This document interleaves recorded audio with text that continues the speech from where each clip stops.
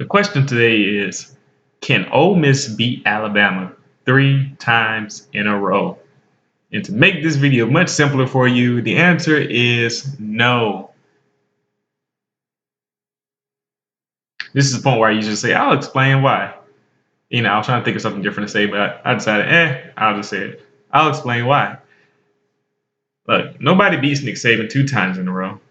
So Ole Miss is an anomaly. You're definitely not going to do it 3 times in a row. The reason why I say is this.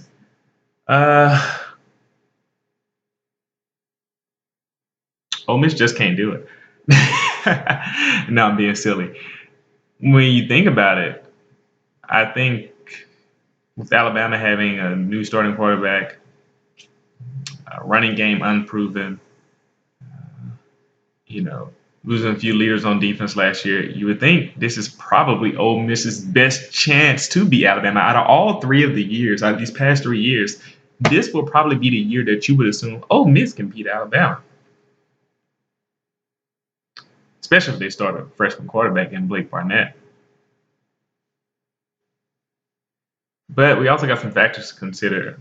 Ole Miss lost their leading receiver, their big possession catching receiver, Laquan Treadwell, last year. So they have a bunch of guys who are quick, shifty, speedy. Quincy Adebojo,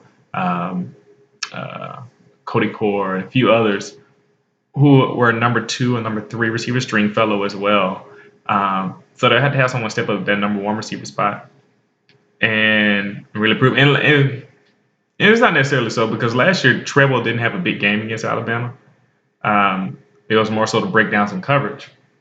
And that also leads to my point that they have a few weapons, and they have Chad Kelly back. Running game still missing. Offensive line may be in shambles a little bit. They'll have to recreate the magic from last year, which honestly I believe was mostly a fluke. A lot of plays went their way, and they will have to recreate that again, but with a more experienced secondary. Alabama basically returns the entire secondary outside of Cyrus Jones, who is in the NFL right now, and Maurice Smith, who just transferred from Georgia. But other than that, everybody's back. Oh, and besides Geno Smith, but I believe we have a safety who's actually more talented than he is, taking his spot in Ronnie Harrison.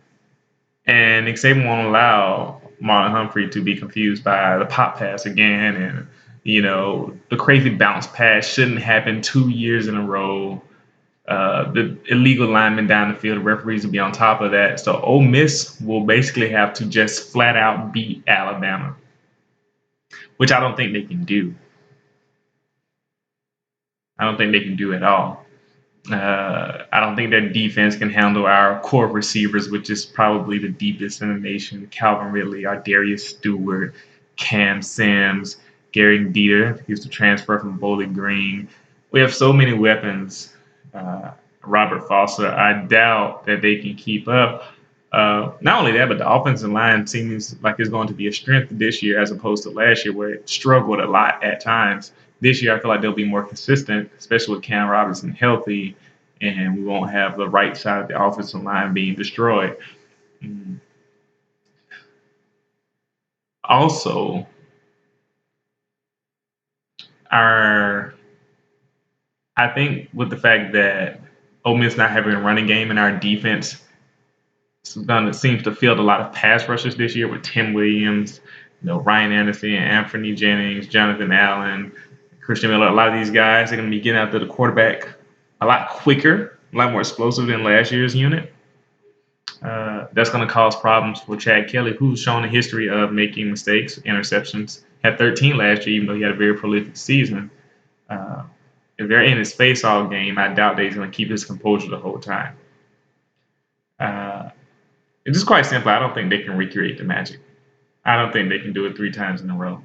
It just seems completely unlikely. If they don't have a running game by the time they play Alabama, their chances of winning are